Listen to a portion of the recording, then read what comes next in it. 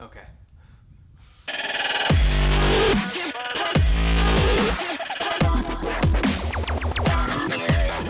What's going on, guys? It is Corbin Stuckey of Pixel Talk here. Will you stop vaping? No, bro. Will you stop vaping? It's part of my life. You're such a boy. We're here today to talk about Stranger Things 2. Yeah, basically, get off me. The spoiler review to Stranger Things Season 2. I already did a no spoiler review to Stranger Things Season 2, so if you want a review that contains no spoilers whatsoever, it's already on my channel. But me and Daniel have finished the Season 2 of Stranger Things, and we're going to be talking in depth into what we liked and disliked about the season. Daniel, how many times have you watched it? Because after you watched Season 2, you went back and watched Season 1 and 2 multiple times, right? Now, I'm on my third time watching both seasons, and I'm on Season 2, Episode 8. Jesus Christ. So, I think I know what's going on. So, yeah, I really liked this season. I thought there were, like, a couple problems with newer characters.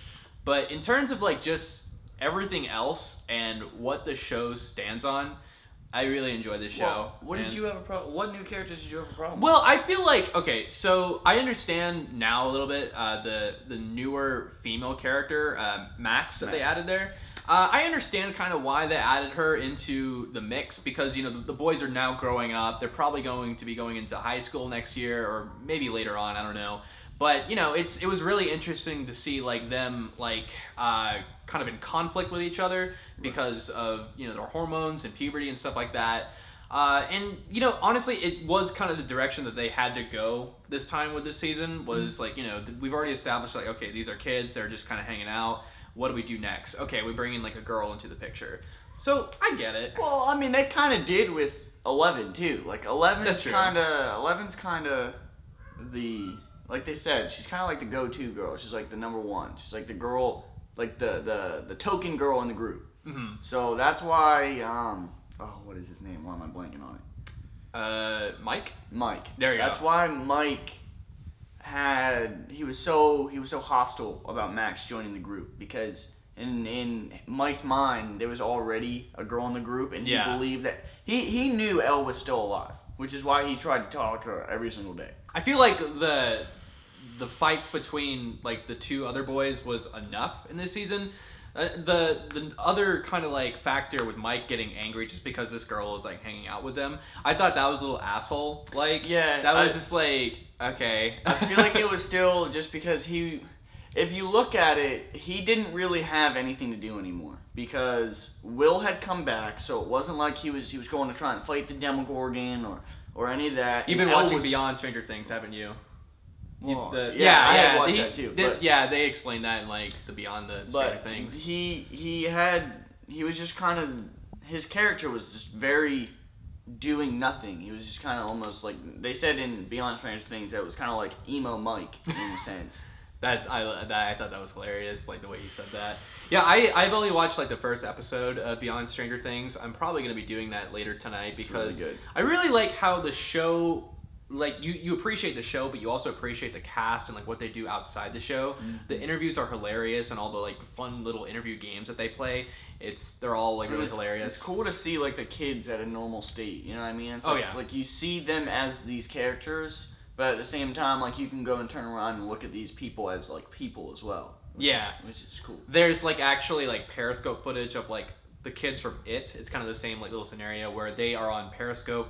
They're live streaming all the time, and it's freaking hilarious. Like, they are, like, hilarious outside the show or even movie. We're going to be talking about Stranger Things. I don't know why I was talking about It. I think it's because, like, you know, Mike and Richie are the same character. But no, holy crap. Stranger Things, like, in terms of, like, other spoilers, I really liked how 11 was kind of living with Hopper. Like, I really liked that. Yeah, absolutely.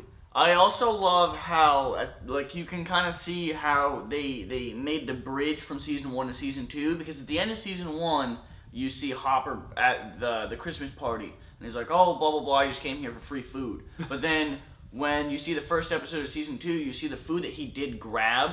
He put that as well as the waffles in the chest that Elle later finds. Yeah, I really like that subtext. Like, yes. I really enjoyed that a lot. I think it's little things like that I really like about the show. Like, the show can be, like, all about monsters and 80s pop culture, but it's like about the characters and what they do and how they interact is what I really appreciate about the show. And that just was something that I really was not expecting. Right. Was Hopper and Eleven interacting. It makes sense on paper because Hopper lost his daughter. It was explained in season 1 that he had a daughter. I think it was cancer. And, yeah, they explained all that through season 2. Yeah, I think. Yeah, it was season 2. He was kind of using season 1. It was season 1 of TV. Yeah. Well, yeah. Season 1 is where they explained that she had was cancer, gone, but there was a scene in season 2 where they're driving in the truck. And he's explaining to Eleven, like, yeah, I had a daughter, she's just not here anymore. Right. So I really enjoyed how they kind of, I mean, they could have left that out, but I like how they responded to, oh, he's doing this because he has no daughter, and it's kind of like he's filling that void that was gone for many years, which I really enjoyed a lot. And I also kind of like how they're hinting at Hopper maybe potentially dating Joyce in the future. I like how they keep doing that because, since it's spoiler, I like how they went back and they said that they smoke cigarettes underneath the bleachers, and they have all these little moments together that they bring up and that they have and they exchange together. But then at the same time, like you said, you still turn around and you meet Bob, and you can tell that Joyce and Bob really like each other, and even though Bob dies as a superhero at the end, you can still see that she hasn't quite got to Hopper, and that relationship hasn't built itself up yet. It's going to come, but it hasn't come yet. Yeah, I wouldn't be surprised if that would take until season 4. I mean, I want it to happen kind of in season 3, but I wouldn't be surprised if it took even season 4 or 5 to happen.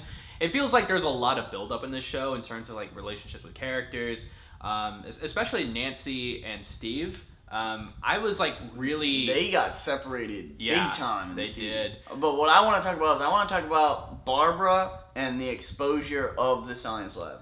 Yeah, let's talk about that. We'll talk about the Nancy storyline. Yeah, so I really appreciate how season 2 acknowledged Barb, because that was just kind of something that was not really acknowledged at the end of season 1. It's everything's fine, but then it's Barb's still dead. Yeah, guys, is no one investigating this? What the hell? And I really like how it also added on to Nancy's character, where she feels this guilt. I love how it kills Nancy, because it's she is so... Because Nancy, in a way, she thinks it's her fault because she convinced Barb to go to Steve's party with her, and then left Barb alone to go be with Steve upstairs. Yeah. So I think it's really cool that she is very much taking it to heart, and because of that, it is changing her as a person. Yeah, I actually went back and watched the video on YouTube where Barb dies, and I love how it goes back and forth between Barb dying and Nancy in bed with Steve, and it's just again, the show's kind of really good at subtext, where it's she has no idea what is happening and what she is going to be feeling in the future. She has no idea that she's going to be feeling this guilt. She has no idea that this is kind of her fault, not necessarily, but it's kind of her fault. So I really enjoyed that. There's so many things you appreciate that happened in season 1 that they really do acknowledge in season 2, and it all kind of connects really well. Yes. Going back to the Nancy and Steve situation, I was really indifferent about Nancy and Steve being together at the end of season 1. I really wanted Jonathan to date Nancy, but then Jonathan finally gets to date Nancy, and then I feel bad for Steve. So the show's able to create this love triangle that I'm just oh my god, this is a really good love triangle. I want them both to date Nancy, but that's kind of weird unless you're into that. Well, I think as of right now, as of right now, Nancy's single. Yeah, I mean, she's she's kind of got something going on with both, but currently she's not. Right. But she did have sex with him while she was at... That's why I think they're kind of together. It wasn't really established that, okay, they're a thing. It's just they're trying something here. They had sex. They kind of look at each other at the dance. So that's why I kind of am left to assume that they're potentially a thing now. But just the idea that Steve is no longer with her, which was something I first wanted at first. But now that it's not a thing anymore... I was really surprised that it affected me like that. Well, I think, like I said, Beyond Stranger Things kind of touches on it. But Steve, for a while, was just kind of that jerk character. You know what I mean? he didn't really have a purpose of being there up until the end of season 1, where he uses the bat to beat the Demogorgon. Yeah. But after that, that's when you kind of start to like feel more for Steve's character, and you start to like him a little bit more, because he actually like put himself out of his way to do something for the group instead of just focusing on himself. Mm-hmm. Because like at the end of season 1, you see him make that decision to go back into the house. And then in season 2, you find him in the same situation at the junkyard fighting the Demodogs with the kids.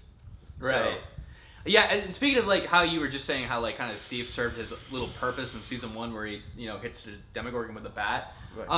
How do you feel about this new potential, well not potential, this new bully in season 2? Because I feel like they just added this character to have a bully character. I didn't really feel like that was needed. What did you feel about this? I felt like it, before he came into the picture, everything was kind of internal conflicts. Right. More or less. Like, yes, they were fighting them in real life, but for the most part, it was Will's internal battle with the thing itself. Right. So, not that they needed it, but I did like the fact that they brought him in, because and I liked the way they did it, because he came in, he was a jerk to Steve. He kind of pushed Steve's character more, and then Steve did that, and even though Steve got his ass kicked at the end, right, they still managed to defeat him.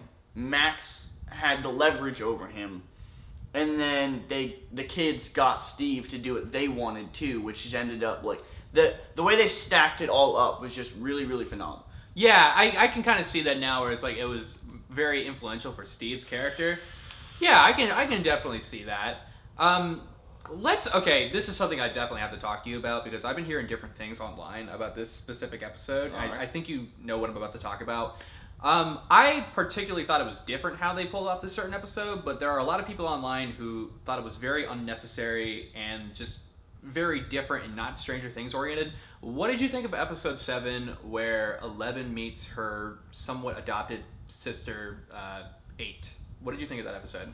Alright, so at the beginning of season 2, you see them, and their characters are established. They're doing whatever they were doing, which was obviously like they were probably like killing somebody or robbing something or doing something, because that was kind of their group. But I felt it wasn't as like the way they went about it could have been better, but the reason why they did it, which is to put Elle back on track to going home to saving everybody, I felt was a good idea. I just think either A, they should have made it a little longer, she should have done something worse, or B, they should have just done it in a completely different style, where either they came to her for help or like something, right, just, you know what I mean, just something different. Right, yeah, I kind of felt like it was... I think what really got to me, I personally did not mind the episode. I thought it was very interesting how we got to learn a little bit more about 11, and how there was even like these different characters that could be out there, perhaps scattered across the country. I thought it was very interesting that they picked Chicago, because Chicago is very much near Indiana. I don't know, it just, to me, like as I was watching it, it felt like a different show, because it kind of felt like maybe a heist bank robbery show. The episode felt a lot GTA like. Oh, it just felt like GTA with like a little bit of magic involved. I like how the Duffer Brothers are showing that they can do something different.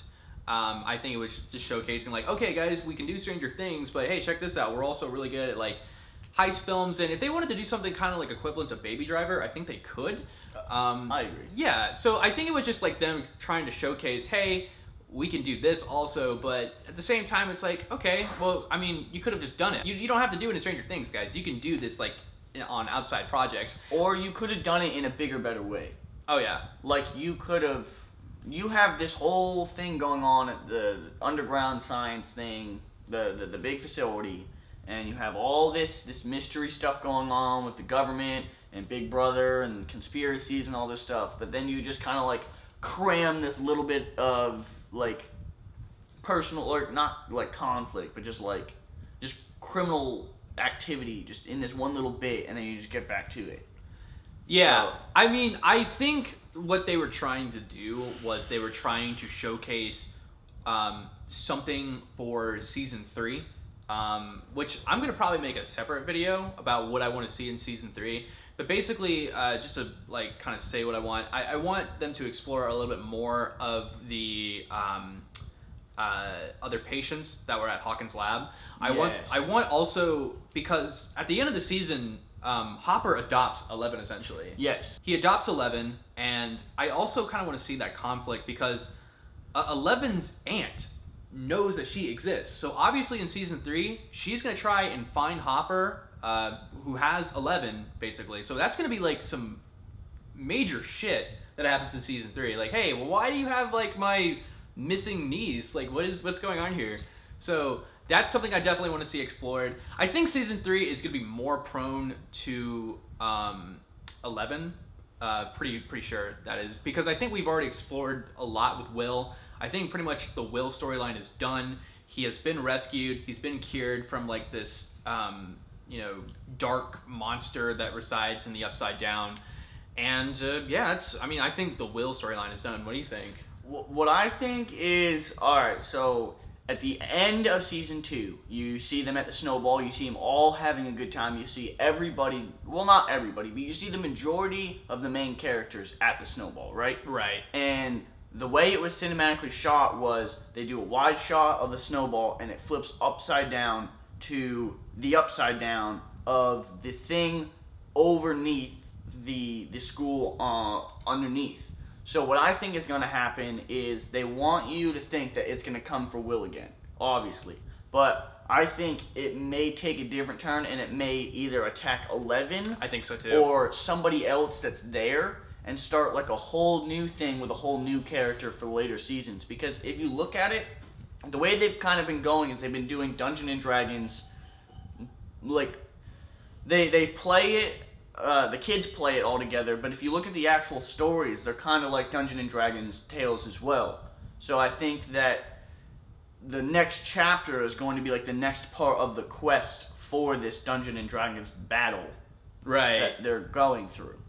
Yeah, I think that could actually be a possible scenario as well, because all the like you said, all the characters are at the dance, and you think like the new monster is kind of looking down at Will, but also 11 is there as well. And the last thing that the monster sees before it's like locked up back in the Upside Down is 11. So it could probably be there watching over them because it sees this potential power and is like, okay, I want to take over this being. Like being right here because you have the Force basically.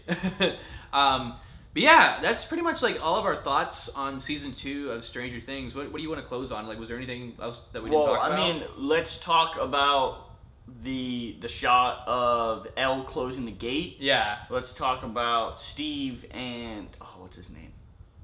What's the kid with curly hair? Jonathan? No. Are you talking about the bully? No. The kid. Oh, Dustin. Dustin. Yeah. Let's talk about Dustin and Steve, and then the final shot with Hopper and Elle closing the gate. Okay. And then I'll be all set. Okay. All right, so we'll go Okay. we'll go with closing the gate first. Okay. Yeah, I thought that was pretty sweet. That's another reason why I really appreciated like episode 7 too, because it kind of like it wasn't just like an episode that like doesn't connect. Yeah, the season. Absolutely. It actually is showcased in the last episode, and it shows that she is using that kind of advice that she gained from 8 to kind of use that anger in order to pretty much save the town. But that's the thing. Is like she's using anger for her powers. She's not using like good and goodness for her powers. And you also see it's because at the end of season 1, when she disappears, her eyes have that red orb around them when she kills the Demogorgon or whatever it was that was there the first time. And then the second time when she's closing the whole gate, her whole eyes basically turn red. She turns pale. Her veins get crazy. Yeah. So I think that if we are correct about season 3, it's going to explore a lot about the dark side of Elle and possibly the upside down monster controlling that dark power through Elle and causing a lot of problems. I could definitely see that, because that's how I kind of really only see this show going now, is they have to explore 11. Like, they can't just like be so focused on like Will like getting kidnapped or whatever, or being taken by this. And at this point, they've done it twice. Yeah. So I don't think it's gonna get old. Yeah, I don't think it would be wise for them to do it a third time. It'll be like the Hangover trilogy. Right. Another thing, season 2 was shot so much more cinematically than season 1, and I just felt like. Oh yeah. Side note, it was personally just so much more pleasing to watch season 2 and watch how they did everything, and the CGI was better, and the shots just themselves were better, and the way that they told the story through visuals was just overall better in season 2 than season 1, and I applaud everybody who was involved for doing that. Oh yeah, they definitely had the money for season 2. It shows a lot, and I like how you know, these seasons like are 8 episodes long. This season was actually 9 episodes, but I like how it's not just like 13 episodes like your typical Marvel Netflix show. Right. It's actually something that you could actually put forth time into watching a season throughout a day. Not to say that you can't do that with like a Marvel show, but it's limited. I don't really know. I just feel like but it's how much they have packed into 9 episodes or 8 episodes a season is far more than even like the Defenders packed in their 13 episodes. Zach's over there. What's up, Zach? Want some B-dubs? I just ordered Hungry Howie's. You should have asked me like an hour ago. I would have said I was yes. asleep an hour ago. Alright, so Dusty and Steve. Yeah, for sure. I felt that this was just like the most unlikely but best comical matchup that Stranger Things like has had, period. And I felt as if like Steve had a real big brother figure towards Dustin. And I thought it was just really cool because like you see this at the Snowball, or you see it on the train tracks. And the train track difference between season 1 and season 2 is awesome as well. But on the train tracks for season 2, you see how Steve he's mentoring Dustin and he's teaching him how to like get with girls. And even though like it's not the best possible way, like you see that it's like the way people in the 80s thought about how dating girls and how doing things should happen. And then also he gives him the secret hair formula, which is awesome, and you see that at the Snowball when Dustin does his hair, and it looks really good. And a lot of people gave him crap about it in the show, but I was like, damn, Dust, like you could really go ahead and do that like all of season 3, and I would be completely happy. Oh my gosh. But Oh my god. But Elle's hair could use some changing. I feel like if her hair was a little bit longer and either like up in a pony or like I don't know, but something needs to be different with Elle's hair. Like I liked it when she did the whole goth thing. Yeah. I thought it was kind of cool, but I don't think that I would. But I guess like we said, if they're going for that whole season 3 deep dark Elle, she's kind of already in. That's kind of foreshadowing. Pretty much. Yeah. Going back to like the whole Dustin and Steve situation, I really like that a lot. That was actually one of the best parts of season 2 was seeing this likable change for Steve because it totally worked. What I really like how it starts is what they kind of like how Steve is introduced in season 1. He's kind of a douchebag. And it's just like how it's like interpreted for like season 2. I don't really see like. I'll hold the cat. Thanks, man. I don't really see Steve like hanging out with Dustin. Like Dustin just kind of takes like the flowers and like, hey man, I need you to hang out with me. I need you to like help me like beat this monster. Yeah, absolutely. Yeah, I didn't really like see I don't that. think that they're gonna be like hanging out as much as like I just think that. It was great how they set it up that like nobody was there for Dustin. Like everybody was preoccupied doing something. So Dustin literally had nobody else except Steve, who had just showed up to try and get Nancy back. And he was just like, you know what? You're not going to get back with her. So just come and help me. I need your help. I was just like, I was kind of like, okay, like this is like really weird, but it kind of works for the most part. Yeah.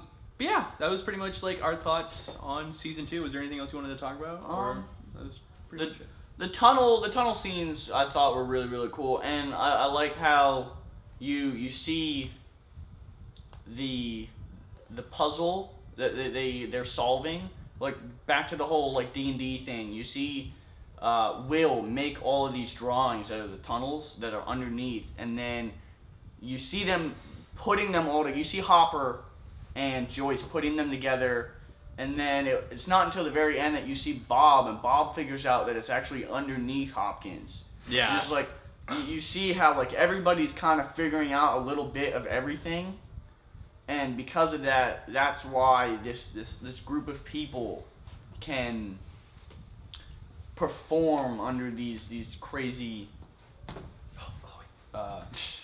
situations. Yeah, no, I totally agree. Like, I can't wait to see what they do with season 3 in terms of like everyone just working together. I like how Steve is kind of like a little bit more on board than he was in season 1, and just kind of how the characters will work together in like season 3. So yeah, I just think that like everything is so much more well established now than it was in season 1. Absolutely. And I just can't wait to see where they take it. So yeah, guys, that was our. I still haven't even seen anything. You're fucking up, dude. We just did the spoiler review. That means you just know so much information that you shouldn't know. It's not like I watched It's not like I watched anything, anyways. Did you watch season 1? No. What are you doing with your life? All right, that's the end of the video. I'm out. I hate you, Zach. I mean, he provided a kitten for our video, so at least. Well, fuck you too. Everyone's just leaving me now. Alright, it was a great video. Yeah, I can't wait. I'm Corbin Stuckey, and this is Pixel Talk. Where'd my pussy go? It's right over. I mean, I have this cat that I can give you. That's Parker. I want Parker. Okay, you want the little one? Yes. Why? I'll help you find her. Chloe! Chloe! Chloe, don't run away from your feelings!